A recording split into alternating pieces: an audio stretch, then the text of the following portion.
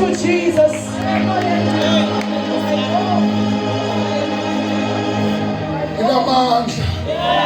Ilamandla bathandekayo. Ilamandla.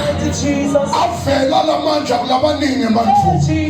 Malibonga manenkosi. Lamandla avela kuIsrayeli.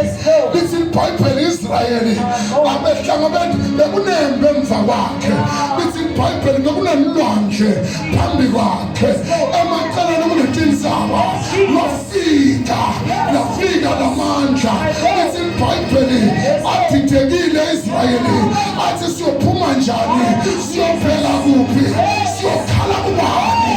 Nakunjena wasisa yathi imfihlakalo yababa wethu lalemandla waphela kuye wabindlela yasivalekile amacala wonke namuva naphambili wasophela kuye wathi my Father, my God, the road to our destiny is closed.